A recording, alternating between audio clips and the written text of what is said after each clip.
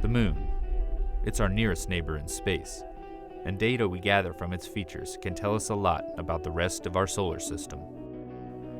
And through the eyes of the LRO spacecraft, we can explore the lunar surface in all new ways, in fascinating detail.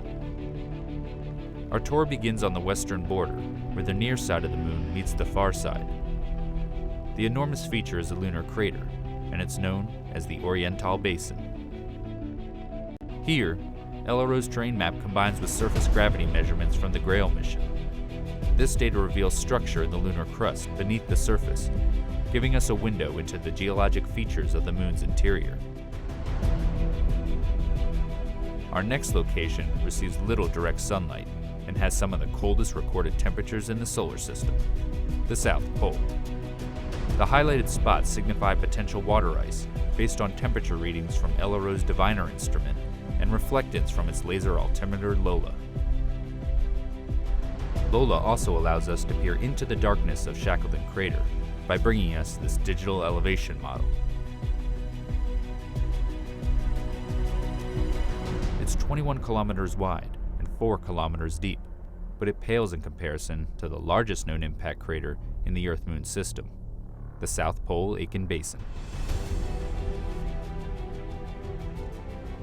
Sitting on the far side, it's 2,500 kilometers across and 13 kilometers deep. We don't yet know exactly how old the basin is, but it was first seen in the 1960s by spacecraft flying around the far side.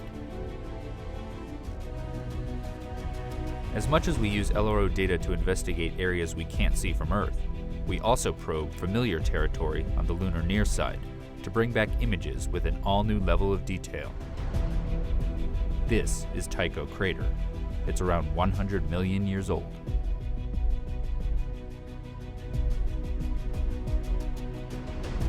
Here, the Lunar Reconnaissance Orbiter camera captures the central peak with a 100-meter wide boulder at the summit, the origins of which are still a mystery. Continuing across the Moon's near side, we will arrive in an area ripe for future exploration due to the diversity of impact and volcanic materials. It features a prominent crater so bright it's not only visible through telescopes, but also to the naked eye. Welcome to the Aristarchus Plateau. Here, infrared shows the mineral pyroxene in orange and a splash of plagioclase in blue from Aristarchus Crater. This region can tell us a lot about the rich volcanic history of the Moon. As much as we study the Moon looking for sites to visit, we also look back at places we've already been. This is because the new data that LRO is gathering helps us reinterpret the geology of familiar places, giving scientists a better understanding of the sequence of events in early lunar history. Here, we descend to the Apollo 17 landing site in the Taurus-Littrow Valley, which is deeper than the Grand Canyon. The path the astronauts took over the course of 3 days is shown. The Lunar Reconnaissance Orbiter camera is even able to capture a view of the bottom half of the Apollo 17 lunar lander, which still sits on the surface, as well as the rover vehicle. These images help preserve our accomplishment of human exploration on the Moon's surface.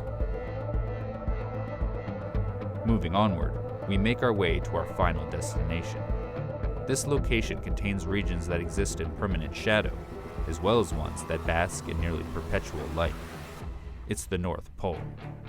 Detailed terrain measurements by LOLA allow scientists to model sunlight and shadow at the poles over decades and centuries. Sunlit peaks and crater rims here may be ideal locations for generating solar power for future expeditions to the Moon. This updated visualization of the lunar landscape stands as a testament to the functionality and abilities of the Lunar Reconnaissance Orbiter spacecraft. And as the mission continues to gather data, it will provide us with many more opportunities to take a tour of our Moon.